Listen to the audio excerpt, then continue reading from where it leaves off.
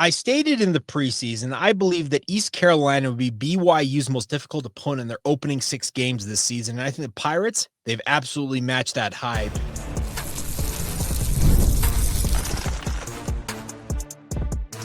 You are Locked On Cougars, your daily podcast on the BYU Cougars, part of the Locked On Podcast Network, your team every day.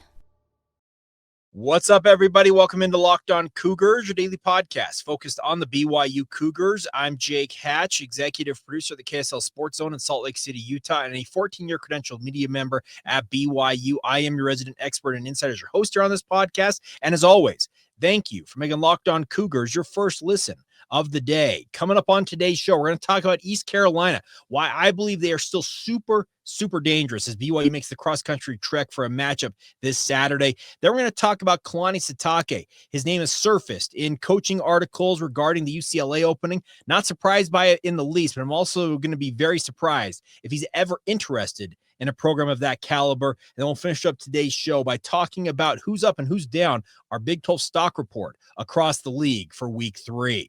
It's all brought to you today by our friends over at FanDuel. Go to FanDuel.com today. If you first $5 bet wins as a new customer, you get $300 in bonus bets used across the network. Go to FanDuel.com or download the app to get started today.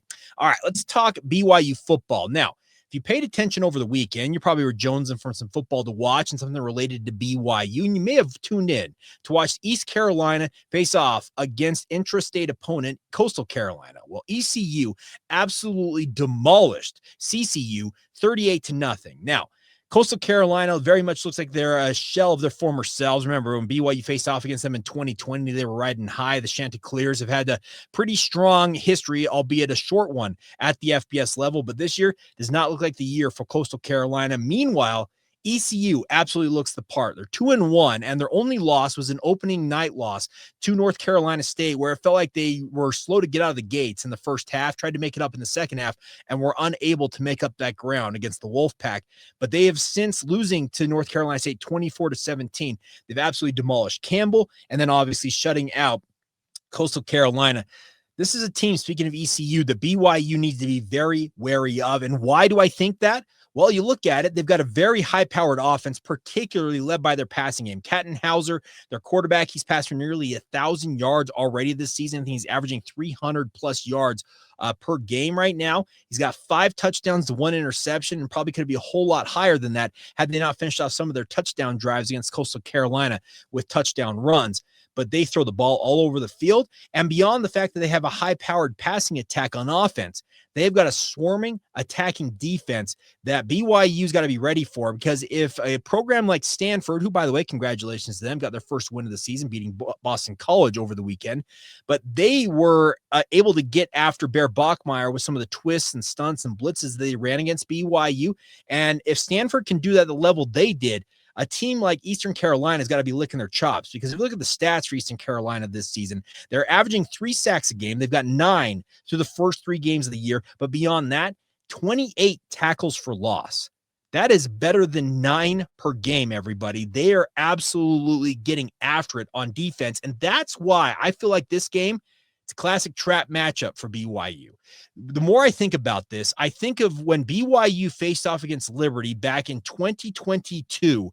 Remember, Hugh Freeze, now the head coach at Auburn, was what was his final season, I believe, as the Liberty head coach, said that week of the game that BYU was going to Liberty. This is the biggest game in our program's history. And the energy that Liberty exuded all that week, their players, their fans, everything about that game, as BYU made the cross-country trek to Lynchburg, Virginia that year, BYU didn't match the hype and got absolutely demolished, as you might recall, 41-14. Now, it started out pretty good for BYU, 14-3, but then Liberty just took the reins and absolutely dominated that contest. And that's why I'm concerned about this game as BYU goes across the country to Eastern Carolina. We may not get that same proclamation from their coaching staff saying this is the biggest game in our program history, but you can guarantee that their fans, they look at this as a major opportunity. The team also, I'm sure, looking at it the same way, to get a Power 4 win. And if they do that, they probably vault themselves into the conversation for team that could make a run at the college football playoff. That's the type of clout that this game has for ECU. Mind you, They also have a 2-game winning streak against BYU. 2016, I think it was also 2022, if I recall. ECU has beaten BYU. Now, it was 2017. For the first one, and they want nothing more than to stick it to the Cougars one more time and win on home turf. That's why I think BYU needs to be so wary of this ECU team. Yes, they've got a high-powered offense that's unlike something BYU has seen already this season, the ability to throw the ball all over the field. BYU's secondary has not been tested to the level they will be tested by this ECU passing attack, and Houser is their quarterback. He's got the ability to get it anywhere on the field he wants at any given time. That's why I think BYU has got to be ultra careful on defense. The corners, the safeties, even the linebackers for BYU have to be on point. BYU's pass rush equally has to be able to get after this quarterback. He's only been sacked once this year, speaking of Houser. So this is not going to be an easy opponent for BYU to be ready for. They run a hurry-up offense. They have an offensive line that averages more than 310 pounds across the board. Man, they got a lot of good things going for them. And lest you think I'm making them out to be like the juggernauts of college football, they have weaknesses. They absolutely do. But as I mentioned, this is a team, speaking of ECU, that's got a lot going for it. They're riding high, and BYU's got to be able to match that, if not overdo it in terms of matching the hype and be able to achieve everything that ECU will have going for them as BYU goes in there. Our friends at FanDuel had the line open at 7.5 points. It's already shrunk to 6.5 points if you're paying attention to the point spread. So BYU's under a touchdown favorite on the road, but they are a favorite. And BYU needs to act like that as they go into this matchup. It is Bear Bachmeier's first ever career start on the road, so obviously he'll have to manage that. BYU's offensive line, it's got to be better than it was against Stanford, and I'm sure they've been drilled hard last week and obviously will be drilled hard this week to make sure that blitz pickups, understanding twist stunt combos, exactly what to expect from a swarming ECU defense that wants nothing more than to get after and sack a guy like Bear Bachmeier.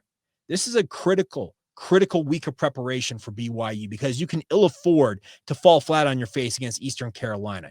You want to get inside the top 25, you go beat East Carolina, and I think you'll have a decent chance of finally breaking in after sitting on the doorstep for the first 3 weeks of the season. BYU was 26th, 27th, and now 26th again, and they want nothing more than to see that number next to their name.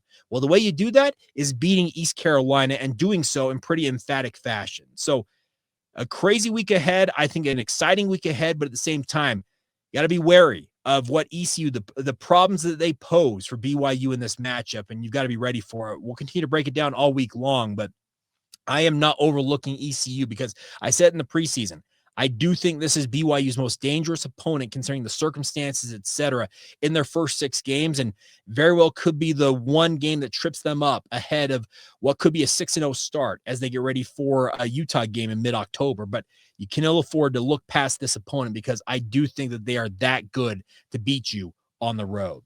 All right, coming up next, Kalani Sitake.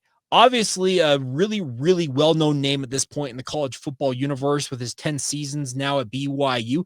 Well, why does his name keep coming up in coaching searches? Well, I think it's for a good reason, but also I think there's an equally good reason why I think that he will say thank you, but no thanks to UCLA when it comes to their opening at head coach, and we'll get into that next as we roll on right here on Locked On Cougars.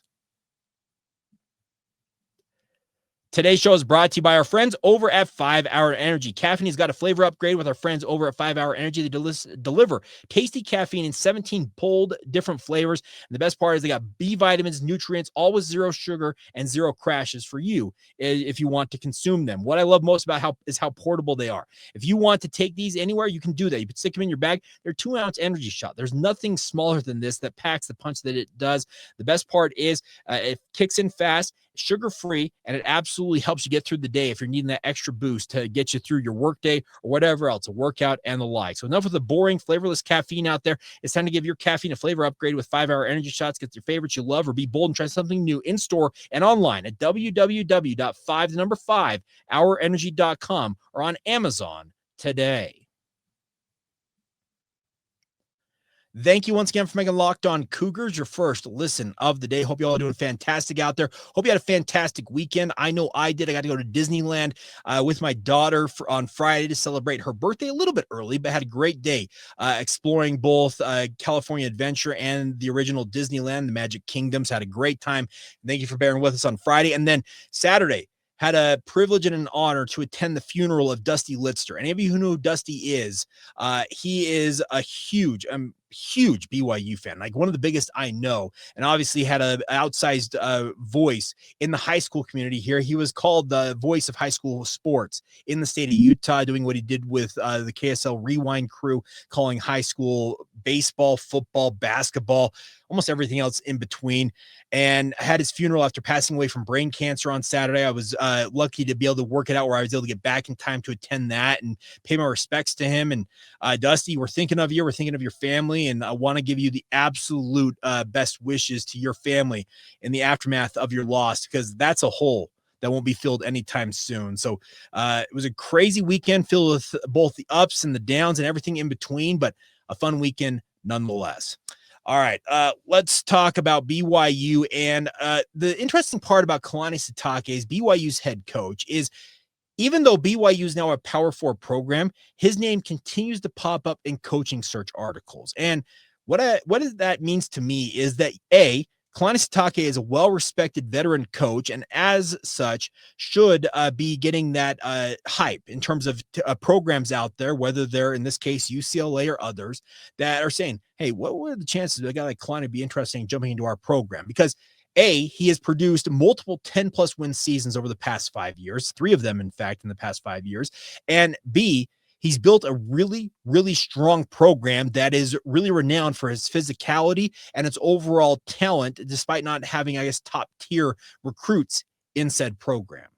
So UCLA yesterday fired Deshaun Foster, and quickly those articles came out about who could replace, in theory, a guy like Deshaun Foster, the head coach of the UCLA Bruins. And on the list for both The Athletic and ESPN, I'm sure there are others out there, well, one of the guys on the short list is Kalani Sitake. I quote from the ESPN article saying this, quote, he, speaking of Kalani Sitake, is fairly established at his alma mater and will need some assurances beyond Big Ten membership to leave a good situation in Provo.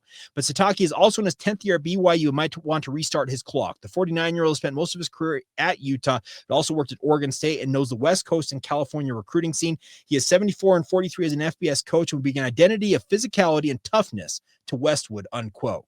Okay, some nice things about him. Then also from the Athletic article, Kalani Sitake has done a terrific job leading the Cougars. Last year, Sitake's team went 11-2. He's a proven winner with strong West Coast ties and knows how to build tough teams, something that will make him attractive. Would he leave a good job in the Big 12 with strong resources and a lot of momentum for what appears to be one of the shakier situations in the Big 10? I'm not so sure. That comes from Bruce Feldman in The Athletic. Bruce nailed it. Here's the deal. Kalani Sitake has stated emphatically time after time after time that BYU is where he wants to be, and why he wants to be there is because A, he grew up a BYU fan, B, he was a player at BYU playing for the legendary Lavelle Edwards, a dream come true for him, and C, he has got everything he needs right now at BYU. Are there programs out there that have more resources that in theory could give him those resources? Sure. I think that a program like UCLA might be able to say, hey, we've got a Big Ten membership and the amount of money that's coming in here.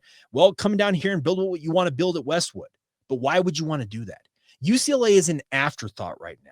They are paying $10 million in what they're calling calimony. It's essentially to force the ability for them to go to the Big Ten. They agreed to pay Cal Berkeley $10 million annually out of their own pockets to make it so they could go to the Big Ten. Deshaun Foster had some nice hype. He's an alum of UCLA, had a decently strong track record as a coach at both the college and the NFL levels. He came to Westwood in less than 2 years. He's out of a job. Why would Kalani Sitake say, you know what? I've built BYU into a very well-respected program, as both of these articles acknowledge. We're known for our physicality. BYU doesn't operate with any debt.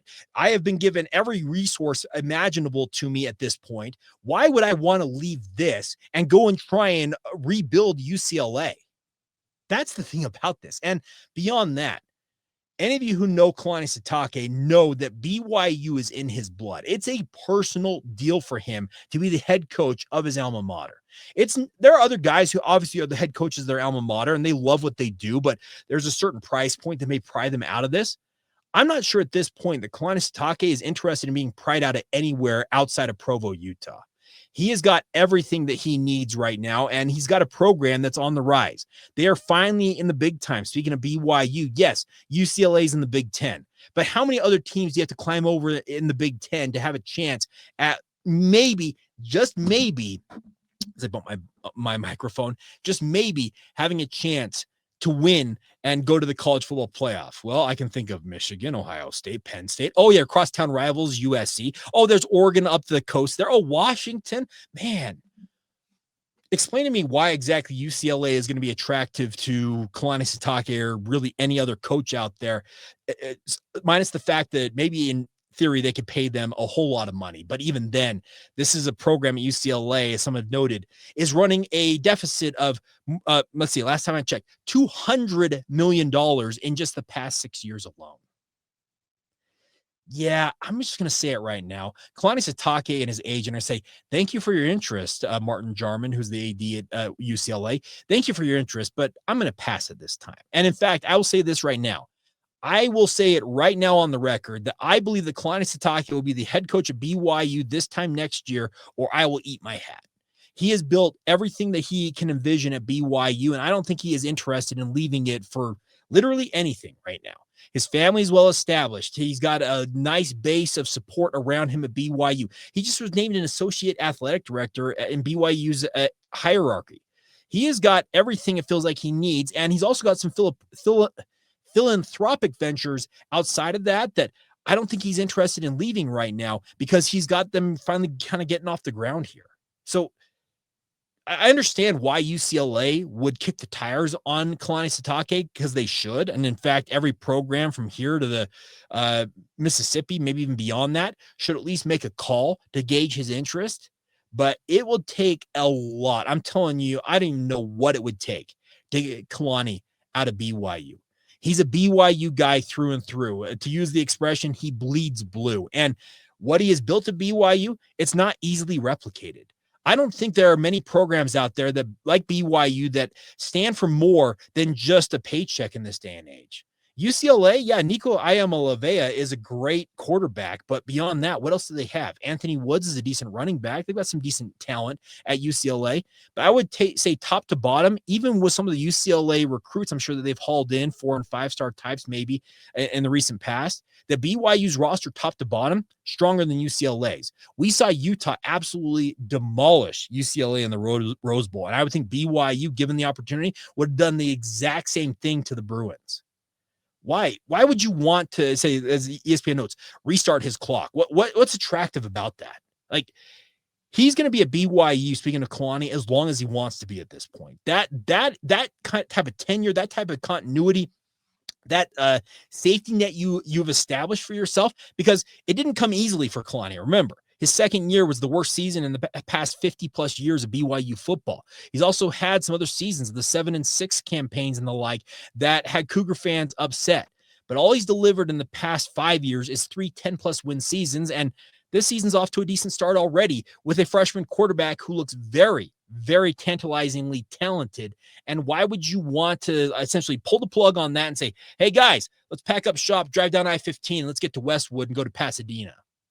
I just don't see that happen. I just don't see what attraction there is for UCLA for Kalani Sitake. And like I said, by extension, really any job out there in the college football universe. There might be a handful, let's say an Ohio State, etc. But those jobs, they're not coming open anytime soon themselves. So, yeah, I will say it right now. I don't see Kalani Sitake going anywhere anytime soon, nor should he be looking, I think, to go anywhere else, because BYU, it's where it's at right now. He's got a really good thing going. And that goes for money, NIL, being in the Big 12, being a force in college football as well. Of course, like getting the pub that you get.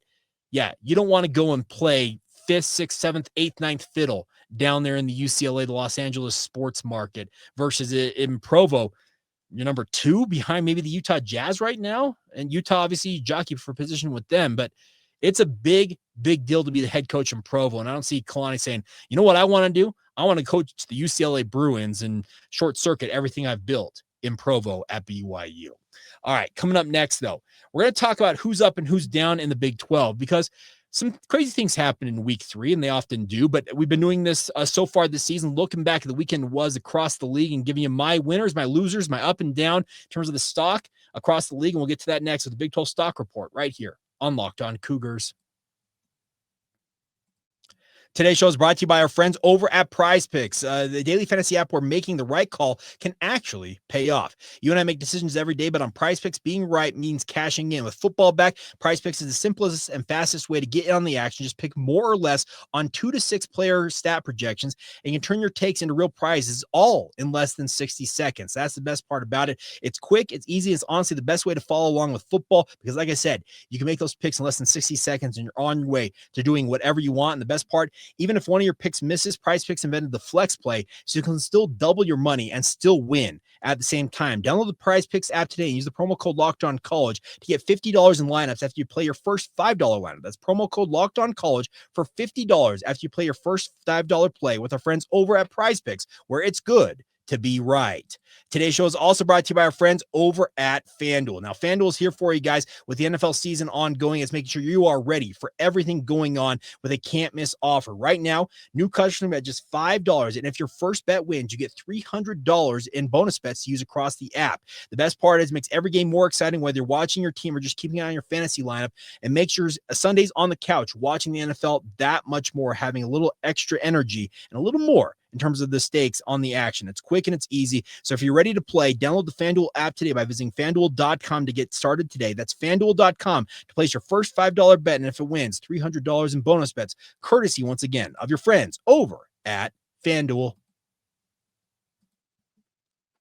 Thank you once again for making Locked On Cougars your first listen of the day. If you have not done so already, what are you waiting for? Sign up for the Locked On Cougars Insider Group. Get the inside scoop on all things BYU sports that I've got for you guys coming to your phone in the form of a text message. Yeah, it's a great way to interact with the show, support the show. Just $5 a month to be a member of the group, but you also get a 14-day free trial before you charge a single penny. See if it's the right option for you. Click the link in the show notes below and join us today on the Locked On Cougars Insider Group. Before we go on today's show, I want to get to our Big 12 stock report. Now, this is usually on Mondays when I do our prospect report, but I was not in the state of Utah on Friday. Therefore, I was not out watching high school football, but I wanted to still talk about what happened across the Big 12. So let's start off with the stock up. Well, I'm going to say stock up right now for two opponents, not one being an opponent for BYU, but two teams that were thought to be maybe a little underrated this season. Those speaking of Houston and Arizona. Now, BYU will face Arizona coming up here in a few weeks' time. But Arizona, they made the season from hell that Kansas State has already had even worse with a 23-17 victory. And by the way, that was a non-conference game because they scheduled that before Arizona joined the Big 12 conference. But Arizona, Brent Brennan, who was expected to be fired this season, the Wildcats, they're 3-0, everybody. So keep an eye on them as BYU gets ready to face off against them in a few weeks' time. Also, Houston, they're now 3-0 by virtue of beating up on Colorado. Now, BYU will face Colorado next week. I'm interested to see how the Buffs bounce back this week, but just as much as Houston and Arizona, their stock is up. I would say the stock is just about as down as it gets.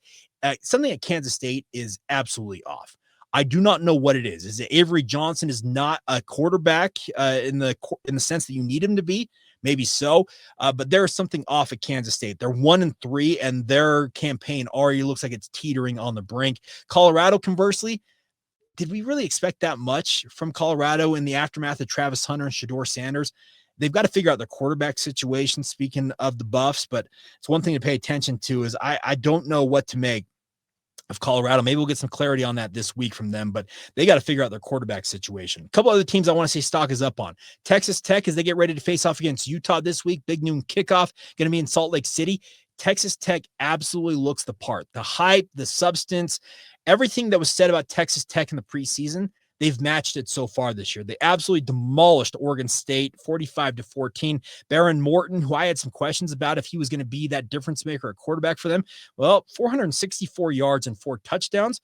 Yeah, it's pretty darn good stats. Stock is up for him. Stock is up for Texas Tech. And I think the Red Raiders, they're really intent on making a point that they are a team, a force, if not the force to be reckoned with in the Big 12. Now, Utah could go a long way to determining that. They had a very sleepwalky first half against Wyoming, if you weren't paying attention. They had the quadruple field goal that you could have.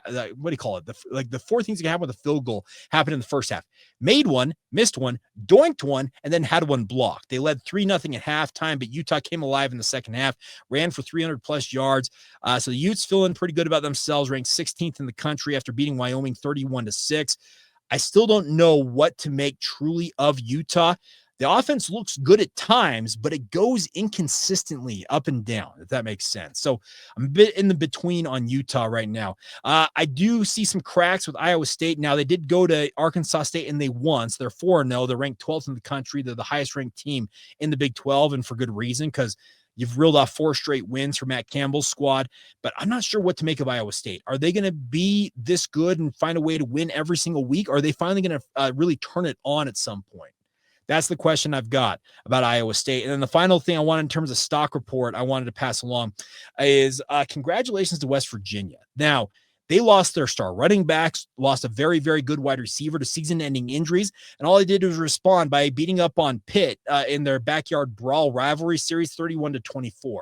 The one thing I like about West Virginia, I'll say stock is up on, is that while their offense may not be a top shelf right now, the defense, for a Rich Rod team, the defense looks very, very good for West Virginia. And that's something that is going to keep them in games this season. West Virginia off to a 2-1 start. Really intrigued by where things go for Rich Rod in his first season back at the helm of the Mountaineers. But you can't overlook that defense for West Virginia. They'll be coming to Provo here in 3 weeks' time, right? It goes, it's ECU, Colorado, and then we open up October on a Friday night with West Virginia coming across the country. And that stock on their defense, it's absolutely up right now, because if that defense is going to be that good, good's relative, but it'll hold them in games. And that's all you really can ask for right now. If you're West Virginia, is to have at least one side of the football you can count on every single game that gives you a fighting chance as you go into every matchup. Oh, and then I should also say a nice bounce back effort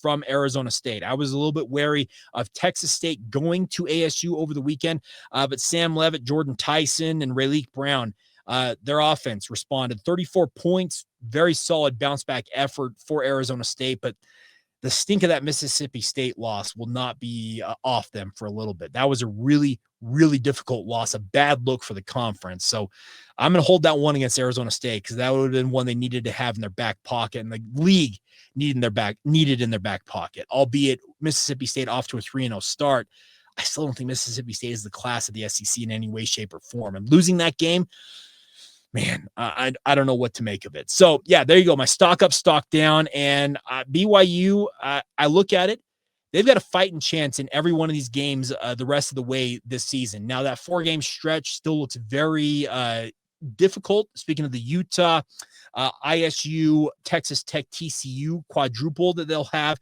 spanning the back half of October and the first half of November.